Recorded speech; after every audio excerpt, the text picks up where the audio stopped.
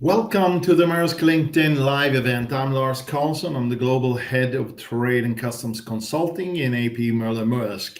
And with us for this event, we have a record-breaking number of participants from all around the world, which demonstrates the awareness of this specific topic and the interest from all around the world. Of course, thank you for joining us. And the question we asked for this specific event is, are you ready for the coming deluge of ESG trade regulations? And that is the question that we will continue to discuss during the next 60 minutes or so. And of course, we live in a complex world getting more and more complicated by the day, where we over the last years have seen a number of macro trends that had a huge impact on international trade. We've seen trade wars, conflicts all around the world, a global pandemic, and black swan incidents having huge impact on resilience, on predictability of international trade. And this is just the starting point. We will see more. And of course, this is the new normal. And we will, in the next 5 years, have more changes to international trade than we've seen in the last 50. And one of these areas that will change the world of trade the most is ESG, environment, social protection, and governance. And while we all in our organization are very committed to these issues, it is of course important that we, the international trade stakeholders, will be able also to enforce these two type of new regulations that is now coming. We talk about a different type of regulation. We talk about supply chain due diligence regulations that has multi-tier and multi-geography effects. So, of course, we have already seen 4 of these ESG new supply chain regulations in place in the United States, the UFLPA, forced labor. We've seen the German Supply Chain Due Diligence Act in Europe. We've seen the CBAM, the Carbon Border Adjustment Mechanism regulation for carbon emissions in the European Union. And in a few months' time, we will see the European Union Specific Deforestation Act, EUDR. Now, these 4 acts already, again, has huge impact on what we do every day. But there are more to come. This is only the start. There are multiple different new product categories in the type of regulations we've already seen. And there are a number of new regulations. We are counting 10 for the moment that we in various ways are following in various geographies around the world. So this is just the starting point.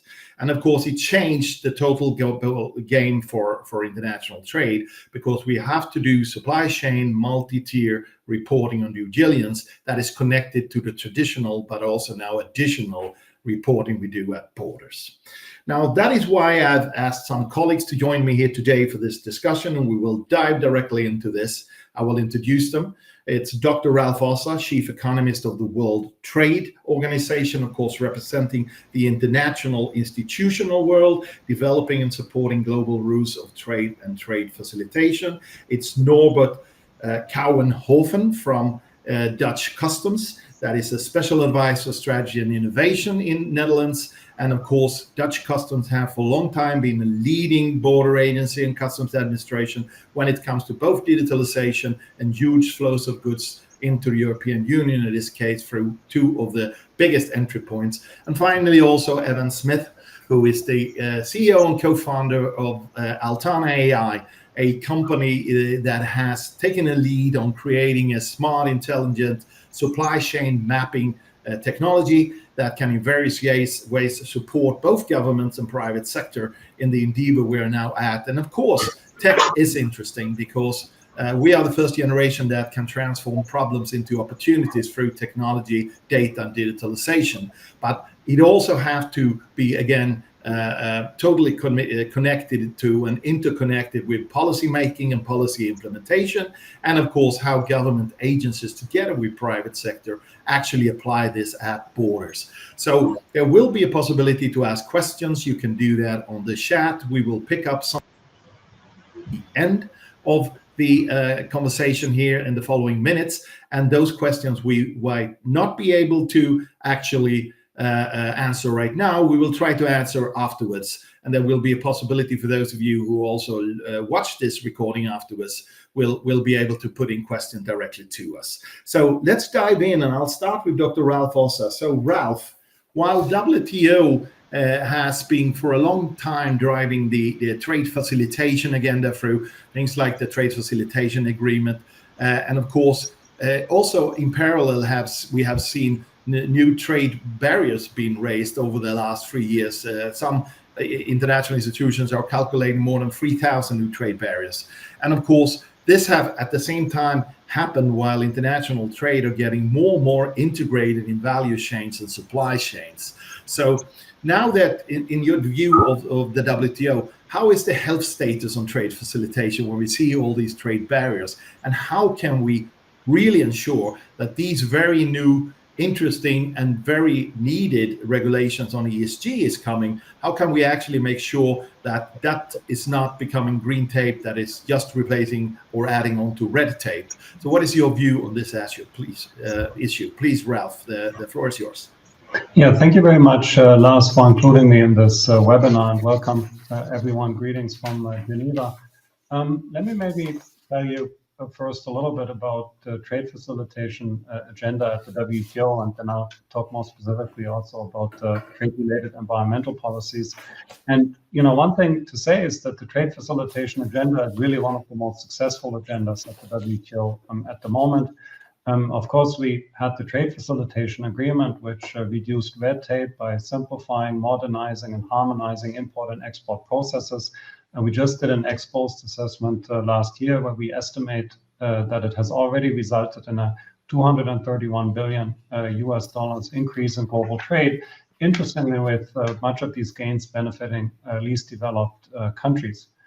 Also, we are broadly happy with the TFA implementation. The implementation rate on average is at about 80%, but of course, as one would expect, is still significantly lower in least developed countries, which suggests that there's still much to be gained in terms of making progress in that dimension. What is perhaps less well known in the logistics community is that WTO members have also come to agreements aimed at facilitating services trade and investment flows. Those were plurilateral agreements, so agreements among a subset of WTO member countries, not multilateral agreements, but they covered some of the main players. And we also expect that this is going to give a boost to services trade and international investment flows. Now, of course, the trade liberalization agenda more broadly, if I kind of contrast that to the more narrow trade facilitation agenda, is of course under intense pressure. We have the trade frictions between China and the United States. We have the emergence of industrial policy in many countries. We have the whole challenge surrounding trade-related environmental policy measures. Some of them you already emphasized in your opening remarks. And since you asked about green tape versus red tape, which is a phrase I very much like. Let me, perhaps say a few more words about these trade-related environmental policy measures. And perhaps just at the outset, let me start by saying that I'm absolutely convinced that we need international trade as part of the solution to overcome the climate challenge. Most people, when they think of trade, they think of transportation. When they think of transportation, they think of transport emissions, and therefore they conclude that trade and sustainability, they're kind of not going together. And I think it's very important to point out that that's not the case. Yes, transport emissions matter, and yes, we have to all work together to reduce them. But let's not forget that there are also production emissions, and that production emissions account for a much larger share of overall emissions. And there's large variation in production emissions across countries. So trade can actually be an important part of the solution if it helps us source goods from greener origins. And we've done one simulation where we said, well, what if the economists' dream came true, and we had a carbon tax in all countries that had a uniform level, just like what the textbook would call for. Then what we show, well, this would of course reduce greenhouse gas emissions, but more than 1/3 of this effect would come from these environmental gains from trade, which basically originate from countries specializing in what they're relatively green at. So kind of a version of this green sourcing idea. Now, what this means is that we really have to make sure that open trade does not become the collateral damage of all these trade-related environmental policies. And here I see two challenges. So one challenge we see already is interoperability. So some countries are using carbon prices complemented with border carbon adjustments. Others are using subsidies. Others, again, are using regulatory measures or some combination of them all. And you can kind of see them on collision course. So it's really important to somehow try to find a way to make these trade-related environmental policy measures interoperable. And then the last thing I want to say, which is the second challenge, is really equity. And this is something that we hear about a lot here at the WTO. We have 166 member countries, so you really get kind of the full picture. And whether it's true or not, I'm not going to take a stand on it, but I just hear from many of our developing country members that they perceive these trade-related climate measures as unfair. They feel that the global north should not impose costs on the global south for a problem that the global south has not caused.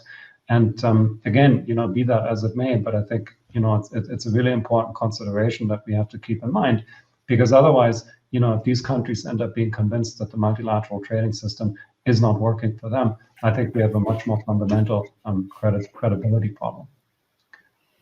No, that is great, and thank you for that excellent first comment and giving the perspective of the international institutions. In fact, the international institution, and I know we work with many of the others as well for this time of purposes, has a really important role to play. And let me just very quickly give you a follow-up question to my initial question here, because you touched upon fair trade here, which I think is extremely important. And there's always a risk with these new type of regulations that are supply chain related.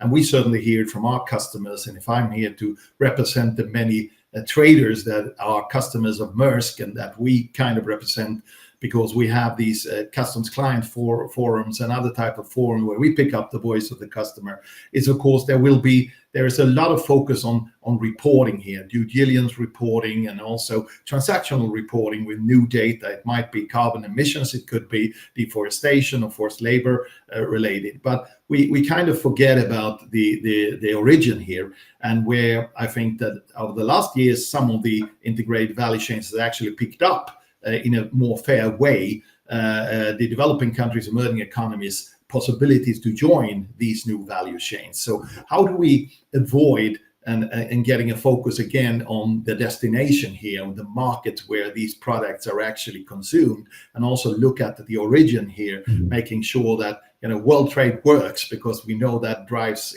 growth and development and of course social development and job creation and so forth. How do we make that happen? And is it still possible to do that? Are we still that early in the dialogue that we actually can have an impact on this?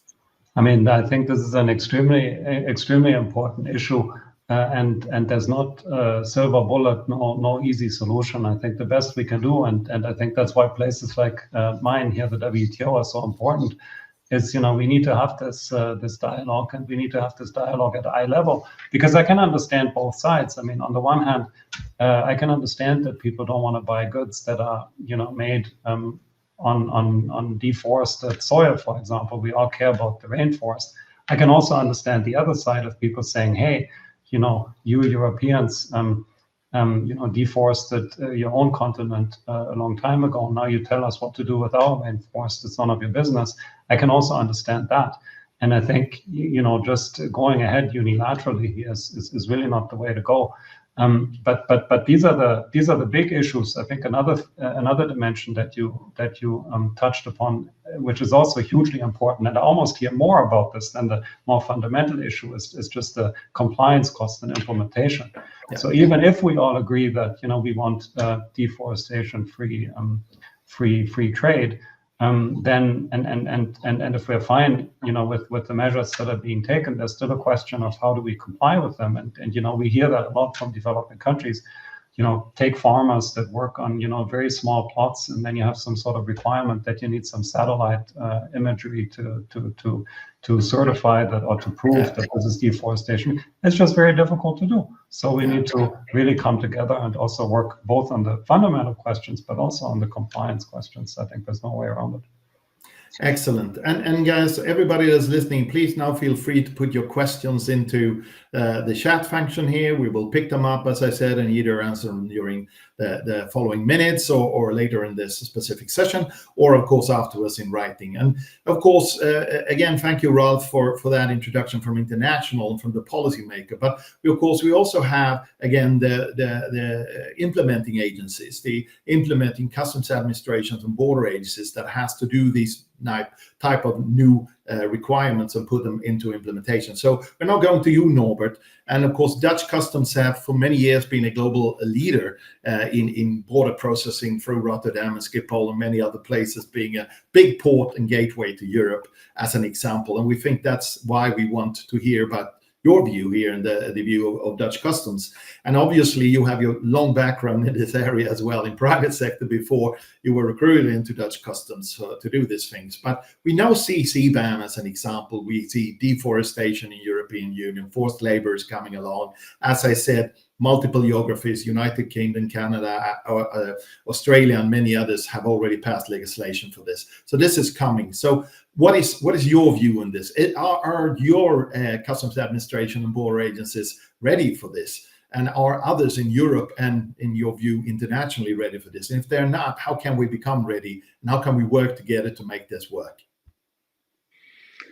Okay, thank you. And good morning, good afternoon, good night, everybody. I see people from all over the world. So congratulations, Lars, with bringing together this group of people. And thank you for having me. And I will give you a perspective from a border authority. As you rightfully said, we are at the border and we are faced with these challenges.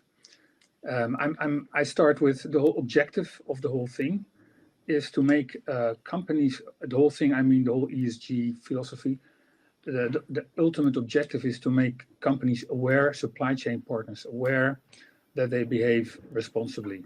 And that means different things for different geos, as we just heard, the one different views. But in the end, a supply chain player has to be aware where he's buying stuff, who is coming from, where it's produced, how it is produced.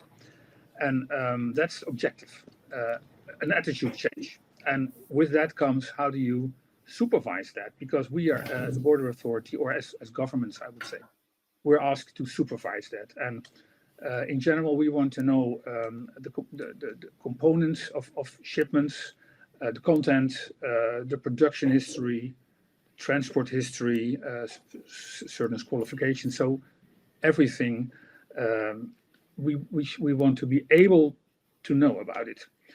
And there comes, we are used to logistic data, the transport flow in the past, and you referred to it already a little bit. We had the trade lens, which was an electronic data file of the transport history of a good, including bill of material and all kind of logistic information. So we're used to that, and as a customs, we're ready. Well, we're almost ready for that. But now the new stuff comes up. We have to know from what do you call it, from farm to fork, or from strawberry to strawberry cake. We have to know where a seed is planted, who has watered it, was it a child, was it a grown-up man or woman. So the datafication is coming, and it is happening in the logistics supply chain as we speak. We could almost say has happened. Almost things are electronically available, and more get connected. In those new data spaces, it is coming and will come. So whether it's from strawberry to strawberry cake or farm to fork, there will be, in my view, also data pipes on these dimensions. And then government authorities at the border post, at customs, we are faced with, okay, you get a shipment, you have to check all these dimensions, how the data you have to, if the data is compliant with the rules you set, in my case, for European Union. Yeah. But in other case, it could be a South American who says, I have different rules. I want to check if the shipment is compliant with my rules. And that's the point that was made by Mr. Ossa. Are we ready for that? We're not, but we are very aware of that. So we are figuring out how this is, how to handle that. And we are introducing new things like the digital product passport. I want to mention that. That is one of the tools, one of the regulations which is upcoming, where we want to have for each product a passport which describes the components, maybe the production history, and we're still figuring out how, to what extent that passport should have data, whether it's real time, could in the end even be real time. How full is my battery? I think that's too far yet, but at least it has some valid information for supervision. So we're doing that stuff. We want to make sure data is available for us. We don't want, and then the red tape to green tape, we don't want to collect all the data of the world. It would be too much, it would be impossible, and it's not desirable, and it's not necessary. So I think we should be looking for models where the data is accessible if needed. So if a government wants to, they should be able to access it. But they should be very withholding with accessing it, and work towards models where self-assessment is done, where a chain, a farm-to-fork chain, makes sure that all the data is available, and somebody in that chain supervises that part, gives a trust badge or certificate, so that the rest of the world can see this is kosher stuff, and you don't have to worry about that. And then the job for customs or border authorities becomes easy. Everybody is compliant, and we only have to make some spot checks to do system-based controls. And well, you're working yourself for a company like Maersk. I mean, these are companies who are very well able to control their supply chain and make sure their supply chain partners behave compliant. And it's easy said, not easy done. Not easily done, but that's, I think, the way we should go. And I'm in the European Union, as you know, so the European Union is on that track. They're developing a customs reform program, so new legislation, a new union customs code, which has what they call trust and check. It's the same thinking. It's still, from a logistic perspective, very much, but make sure data is available.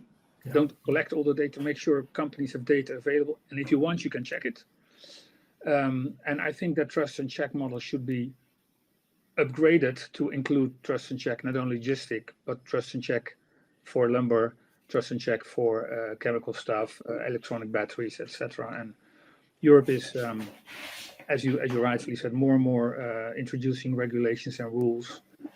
So we are preparing for a lot of them, and we are a bit worried. We are afraid that if it becomes red tape, if it becomes green tape, we will be overwhelmed with compliance supervision requests we cannot honor. So we have to work together with supply chain, with manufacturing chains, with the whole society to tackle this. And then we get the objective that companies behave more sustainable or ethical. It's also about ethical things. If it's child labor, if it's gender equality, all that stuff. It's not only sustainability, it's more decently behaving society. And what is a decently behaving society? That I will not refer, that's the politics. We are an executing body as a government, and so we're not ready yet, but we're preparing. No, clearly. Thank you so much, Norbert, for that introductory remark. I think you answered a lot of the questions we actually have had here on this specific topic. But I would like to give you a follow-up question in relation, because I like what you said. I also believe very much, and we do so from both my company and of course from many of our partners and clients as well, that this needs to be a cooperation and partnership based on trust here. It's not possible to do transaction-based spot inspection to 100% on all of these new regulations, specifically the supply chain ones. So of course trust is never given, it's earned, which means that trade compliance will become the license to play here. And I love what you told us about Dutch customs, of course, and European customs administration looking into more and more possibilities to use trust badges or a passport for goods that we are also working on, and we should work together on that. Which leads me to my question. Obviously, there are already kind of certifications there. There's the authorized economic operator type of certification for trade compliance and security in Europe and many other places, 150 countries under WTO safe framework of standards. There are other type of certifications. So obviously it would be, from a private sector point of view, really important that those are taken into account by customs administration. We don't get new certifications, even if that is the right way to go with trust and self-assessment and system-based controls, that we also can build in already existing trade compliance records. So that can also be digital today, and also actually include emerging economies in the supply chain in a better way, may be possible to actually leapfrog and get the data needed to build these kind of trusted supply chains. So what's your view on that? Is that how you also see it? Is that how European Union sees it as well? To actually use and reuse and then add on these new requirements from a trust badge type of perspective? Yeah, that is the way we look at it. So it's the AEO concept, but taking it much further. You have to realize legislation at this moment, you could say it allows for it, but it's not really ready for that. So we have to make a few steps to make it clear that that's where we want to go. I think we need to go very far in I call it delegating the supervision work, which is now done by customs and or other border authorities. It needs certification. At least it needs some check. So you cannot just say, okay, here company, you be compliant and bye. No, you have to somehow get a certification, or you have to be assessed by a government authority or by your own certifying body. It can be Chamber of Commerce or Food Safety or honestly. There will be something like that, a cascade of checks. So there is some kind of green tape. There will be some kind of green tape. But my reasoning is, if you're a company, even if you're a small and medium enterprise in Africa or South America or Asia, whatever, or Europe, if you behave responsibly, you know what you buy, you check who you buy it from, you behave sustainable. You have to have some administration for your own good, and there's no company who has no IT system. And at least I don't know any company, even small companies, have some level of IT organization, and so you should have some records of what you do, and you should be able to be transparent. You have to trust the certifying body. There's also trust records, and the other way around. They should not abuse that. Don't kill by certification, but some checks and balances have to be done, and that's being figured out in Europe now. Some people say, I give you a real example. All the companies have to give 24/7 access to all their IT systems in order to be trusted. Well, personally, I think that's ridiculous, and that should be what is really needed.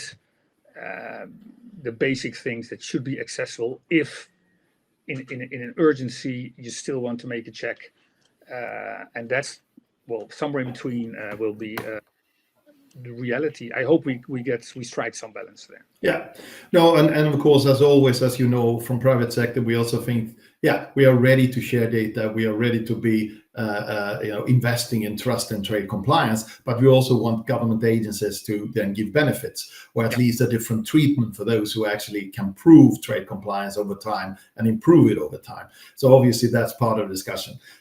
Brilliant. We'll get back to certain of those. Thank you, Norbert, and then we will move over to private sector, and in this case, a provider, service provider that has done a lot of interesting work in this specific sector. So, of course, Evan, Altana is an industry thought leader, a company that is pioneering new paths for customs and trade, using tech, using machine learning, artificial intelligence support to basically create trusted supply chains and a supply chain map that actually can be used for some of these issues we talk about, and many others as well, of course. Are we close to creating these type of digital trade corridors, or powered by AEO, artificial intelligence, and using AEO and so forth, and trust and super highways, right? How far away are we from having a passport for goods, a digital passport for goods?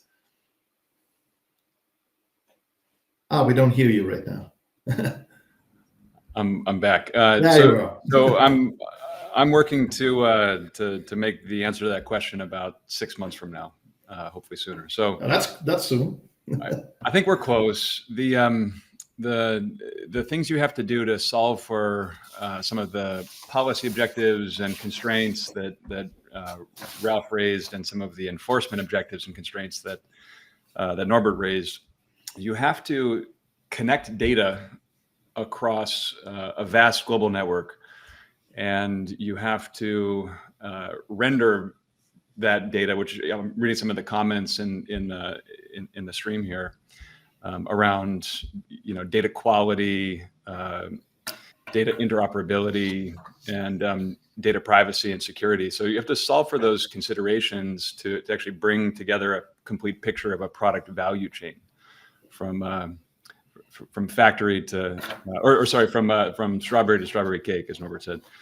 So so that's the challenge. You've got to somehow reach across these vast global networks, connect to the data, learn from the data, render a view of a product value chain, and do that in a way that still respects data security and privacy.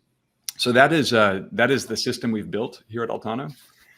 We connect billions and billions of data points across a federated network that respects the sovereignty and security and privacy of the stakeholders' data. But by applying artificial intelligence to it across that federated network, we render this bottoms-up view of product value chains. Then we generate insight about them that includes these ESG considerations around things like forced labor or carbon or deforestation or what have you. So that's now technically possible. We're doing this with some of the largest enterprises in the world, global brands, retailers, and manufacturers. We're also working, of course, with logistics providers like our partnership with Maersk, and we connect to the public sector as well. So one of our most important relationships is with U.S. Customs and Border Protection, helping them to enforce these new value chain shaped regulations like the Uyghur Forced Labor Prevention Act. And so every one of the stakeholders that connects into this system benefits then from a common operating picture. They're looking at the same supply chain networks, the same set of facts, and they then have the basis for a conversation on the one hand as it relates to triaging, validating, and maybe remediating some of these value chain ESG exposures. And on the other hand, having a conversation around the admissibility and the facilitation of a shipment and its product value chain between the public and private sectors. So where we want to take this and are actively building toward this is all of that intelligence and visibility bundled up into a product passport that can be attached to a customs entry and become the basis of that, dialogue and shared view between the public and private sector with respect to any one of these ESG regulations. No, I think that is great. As said before, I love the idea of the product passport. The passport for good is something everybody understands. And I think we are at the stage where we can start really, as you say, talking about that. So obviously data here is going to be gold in the bank, right, for any company and for any private sector. Needs to own their own customs and trade data. They need to be able to exchanges in various ways. So how do you see the acceleration of it? Because we've seen things like the UK Digital Trade Documents Act, and there are other legislations coming up, and we've seen questions also in the chat here around how can we actually make data in that sense more interoperable, systems more interoperable. And I always talk about the Global Trade 2.0, which basically start using and reusing for customs and border purposes, private sector's own systems and the data that we do have in safe and secure ways. So how do you see you as a service provider in the middle of this perfect storm in one way of data and digitalization? And how can we accelerate it? What are the ways to do that? Well, I think if you go back in time, the digital trade conversations, the e-bill of lading conversations, all things trusted trade, the historical kind of overarching narrative on this has been focused on standardization of data and documents. And I think we have, decades of proof that that's a pretty hard thing to pull off. Yeah. And so, if the answer to your question was, the only way we can do this and really scale this set of, both compliance and enforcement globally is through standardization, I would be pretty discouraged and skeptical. Mm-hmm. So it's now the case with machine learning, with natural language processing, with artificial intelligence, and with some of the technologies like we're pioneering with this federated data, federated learning approach, federated cloud computing, where that kind of standardization is no longer necessary. And so, in other words, you can take semi-structured, messy data from one place in a different format, and you can reconcile it to structured data in another format, in other languages, and you can do that all at scale, without needing millions and millions of person years of human labor to do that. So that's now the technical reality we live in. And so I think, as we, and I've been a part of these kind of sustainability conversations for a very, very long time. I've helped set up one of the first global meta standards of sustainability in the supply chain called the Roundtable on Sustainable Biomaterials. So I think we're finally in a place technically where we can move past standardization as the kind of main thing, and then move toward a framework where everybody holds their data. We use machines and these new advances in technology to gain access to the data while respecting privacy and security, and solve for this set of problems at scale. Yeah, no, that's hopeful. That was the answer I wanted, Evan. So thank you for that. And of course, we've got a number of these type of issues around data, digitalization, ESG, and many other things in the chat, and we will try to answer all of it. And as I said, some of it now. So let's move on, but keep the theme up here for both you and Norbert and Ralph at the same time, because again, I'm surely that. About one thing, and I want to hear your view on that, and that is really that I agree with you, Evan. I think that there is a totally different playing field today when it comes to digitalization and data. It does kind of connect with trust and the things that all three of you have talked about, right? That today, private sector, a way forward here might not be only standardization, only harmonization, only having one way of doing this. And that's several questions have touched upon in the chat as well. But basically looking into how can we use, again, already existing systems, already existing certifications, and start looking into instead ways of reusing data in a proper way, or voluntary data for trade facilitation as an example as well. So if you can prove that trust badge and that product passport, how do we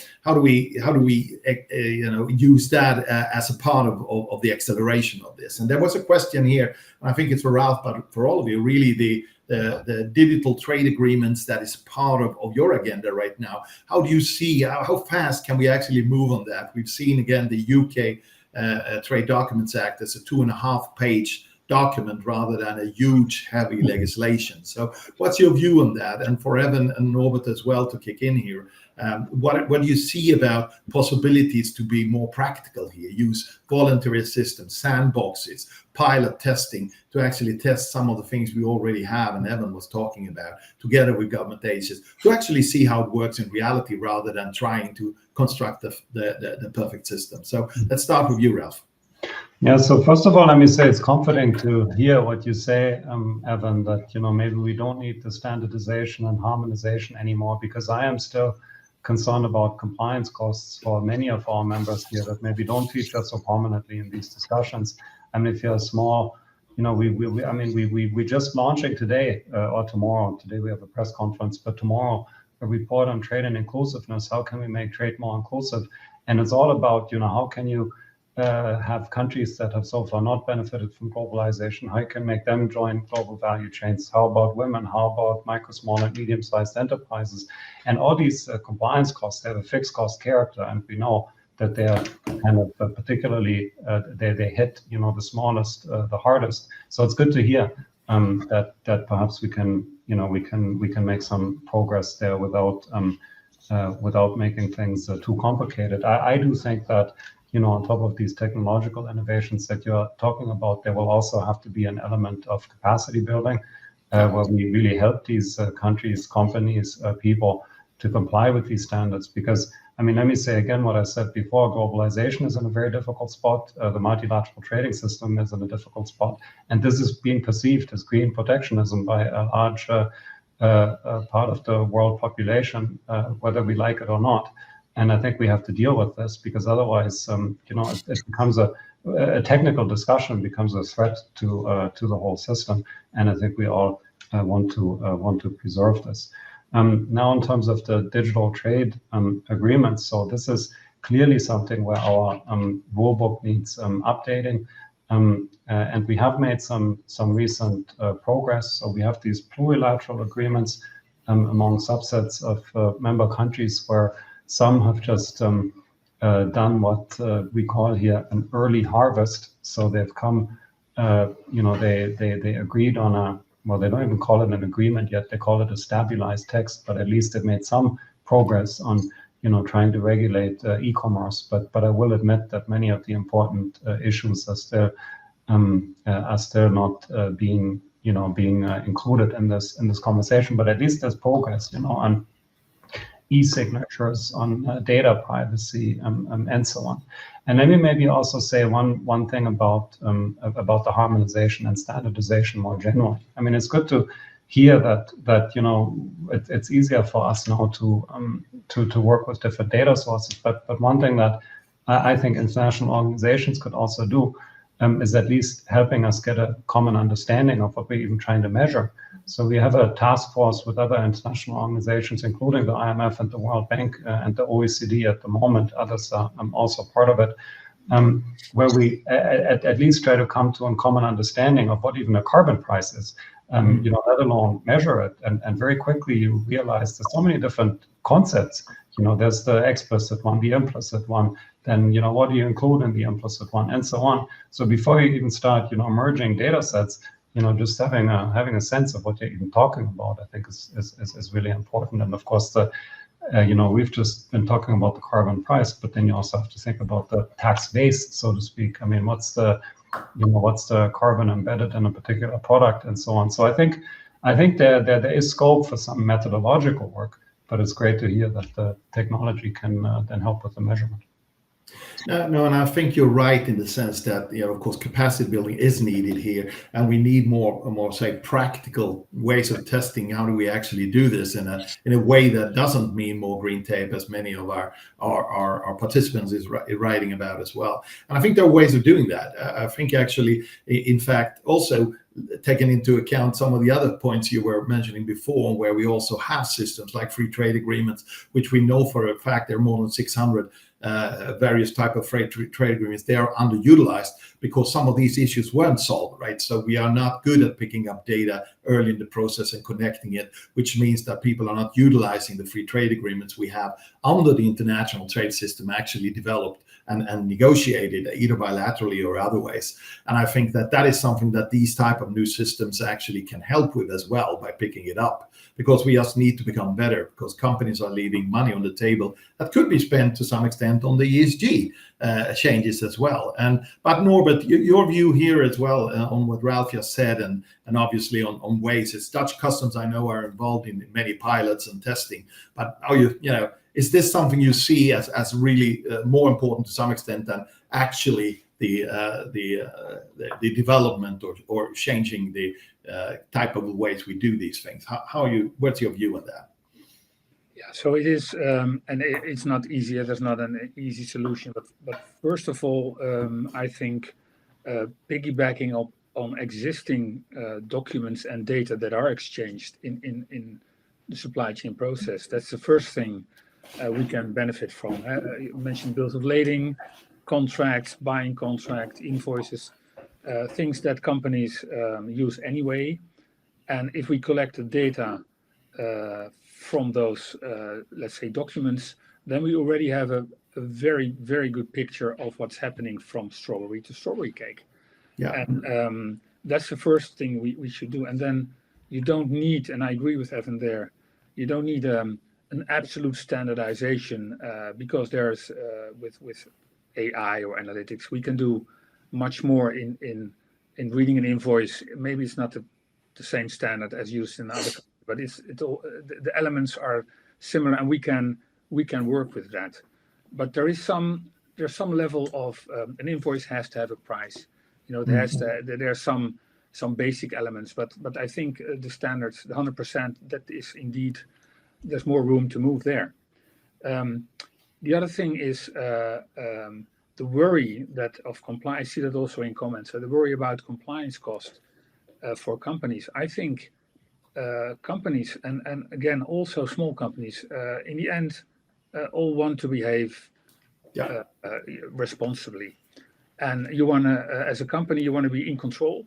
Even if you're a small company, if it's a grandfather and a son, still wants to be in control. So you need to know what you want to do, and you want to be able to prove it. You have invoices or you have records of what you do, and this data should be enough to build a compliance picture. So we should use on those. Those are existing things. Yes, companies who are not in control, they get compliance costs. They have to do new things, because in the past you could just, you shout to your neighbor, hey, send me some cows and I send you some money. You can record that. In theory, you can record that and use the audio contract, but that's, of course, that needs to be to a certain step. But if we are at that level, I think transparency and use it responsibly. I come back to that. Use what is existing already. For companies in control, them, it's easy. Piece of cake, not even strawberry cake, piece of cake. Now, I think it's a good point, right? And certainly somebody we always make, and I always make for our customers, and for, again, representing the many traders, big, small, and huge ones that transport goods, that we move goods for in various ways all around the world as one of the biggest movers of goods. And I think that just use and reuse is interesting here. And I always have a difficulty myself when it comes to digitalization of trade, right? Because we started now with e-bill of lading, we have some other good examples, but there's a lot of data already, right? And again, it doesn't mean that we should digitalize the other 48 identified trade documents that we have since the 60s. Maybe we should remove half of them first, do the business process re-engineering, and that's where all the people on this call could actually help out, and then use already existing data that is there. We get a lot of questions here in the chat about SMEs as an example, and how do they fit into this, because it is worrying. We are worrying about the trade compliance costs, that's what's said, right? But on the other hand, we also know that the border today starts when somebody is buying something on the phone, and it could be from anywhere in the world, and from a small producer that is part of a bigger producer's value chain. Or we buy a ticket online, that's when the first piece of data is there. And it is actually digital in most cases, also in emerging economies and developing countries these days. So there are ways of collecting that data and start use and reuse it, and more voluntary base actually share it in a safe and secure environment. So we don't have to, again, over and over again, submit the same data. But Evan, these type of issues around how can data support policy and practice in reality, and how do we make sure that small and medium-sized companies that are so essential to these bigger value chains of bigger companies also is part of this development, and actually can transform by doing it early? There was a question on the chat that you can hopefully help me answer, right? How do we change it from being a big threat and trade compliance costs to actually being differentiated that gives you more business, to be an opportunity, because you're early in the process, have understood, have signed up for this webinar and live chat and many others to actually learn how to do this? What's your take on that? Yeah, I was hoping you'd ask me about the SME perspective. So I want to make a top-down point and then a bottoms-up point. So the top-down point is that these regulations are happening whether we like it or not, whether that's a good thing or a bad thing, or a complicated, a little bit of both kind of assessment. And they're going to increase. So the new reality of globalization and of global trade is that the value chains of products are going to be regulated across a number of dimensions. And as a global business participant, you're going to have to know and manage and be accountable for your value chain. And again, from this top-down perspective, the way that enforcement has begun to roll out in the United States and in the European Union, and I expect this to be the trend everywhere, is it's not everywhere all at once. They don't come down heavy on the entire trade community. They ramp up enforcement, and frankly, the larger companies that are more equipped to navigate some of these compliance concerns are the ones who are scrutinized first. Mm. And so, in other words, the cost of this adaptation is borne by the companies that can better afford it. And then over time, that's going to scale out. So, as for the developing country, global South stakeholders that are in the chat, for some of the SME stakeholders that are in the chat, I think that's kind of a multi-year view where the enforcement here is going to start with very large companies operating in these economic zones, and then scale over time. So that's the top-down perspective. The bottoms-up perspective is that as the stakes of compliance increase, whether it's a detention or a fine, or some of these EU regulations have fines that are 2% of your last 12 months turnover in the EU. So no joke. Those are very serious. Those are very serious stakes. And so what I hope will be true, and what our company Altana is working to enable, is that the participants deep in the value chain, the SMEs who are making raw materials or intermediate components or even finished products, are able to receive price premia. So in other words, get more money for being more compliant, more sustainable, and being able to prove that they are, right? So this market should work, and we're going to try to make it work by servicing both sides of that network, where those more compliant, more sustainable, and better documented companies through the value chain are able to charge more money, win more business, be more attractive as global business partners. So I think both things, top down and bottoms up, should give us all actually some reassurance that it's not just going to be a big cost and friction imposed on the global economy. No, I think that's again reassuring, and I totally agree with your viewpoint here. And I think that there's also a couple of questions I've seen in the chat, and again we'll get back and answer most of them as we can afterwards. That's our commitment. But I also think that like a digital product passport or the digital type of setup for that. Of course, our new things don't cover everything, as says in the chat as well. But I don't believe it's going to be one model, right? It's not going to be about one system or one way to verify, one way to trust. There are a number of other players involved, including ourselves, of course, that will help with that, also for SMEs, also for other companies. So it's more about the supply chain itself. It's more about how it linked to each other and how we can help secure it in a way where we do create these trusted supply chain, trusted trade lanes, whatever we call them. And the digitalization will be more about making sure there's the minimum needed data that is there, which comes from commercial arrangement anyway, as we said before. Might, as you said, Norbert, before, already be something we pick up somewhere. We just should start using it instead of asking for it multiple or many, many times all through the supply chain, which I think is the way to get SMEs involved, and then use the infrastructure, the intermediaries, the service providers, the freight forwarders, whoever you have there, integrators like Maersk, to actually also play that role of helping other people in the supply chain to meet this requirement. So government can do the work we all want as citizens to be done, and we all sign up for all the ESG type of reasons here. We just need to do it in a smart way that actually have an impact in reality for what the policymaker and our legislators actually wants us to do, right? So we are getting closer to the end here, but I would take one more question for all three of you before I round up. And again, thank you everybody on the call here. So I would give you basically a very simple question at the end. What would be the most first important thing to do from your perspective? 30 seconds each of one of you. So I'll start with Evan now and go the other way around. What is the most important thing to do right now to accelerate what we talked about here today? And this is as a trader, as a business? Yes. Yep. Oh, in any way you think. So my answer would be, you need to understand for every bill of materials who the customers of that product are, and for every bill of materials who the suppliers of that product are. And then you need to start to do the work to go to the tier 2, the tier 3, the tier 4.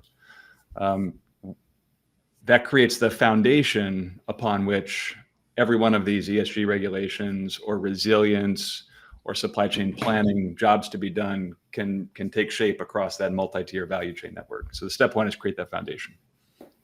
And again, if I understand you right, it's also about starting now, right? So if you're on this specific LinkedIn event, think about the practice of it now. What do you do actually? And that was concrete advice. Start thinking about it, start planning, find your solution that is a reasonable trade compliance investment, because that can actually make you the winner in the next step. You're ahead of your competitors, right?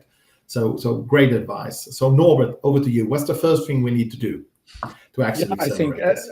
As a government, looking in my own pocket, I think we have to agree on trust chains with the supply chain, where we are confident that we have enough, that they have enough data to guarantee that they behave properly. So it's a bit vague, but giving supply chains the room to say we're in charge, we're in control, we have the data we need, and if you want to check, you can check, but you don't need to check because we arrange that for you.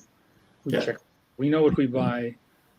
We know where we buy it from. We know there's no child labor, and that the government has the guts to trust that, and we should start step by step. But that's the first thing. So trust chains for compliant change. That's wonderful.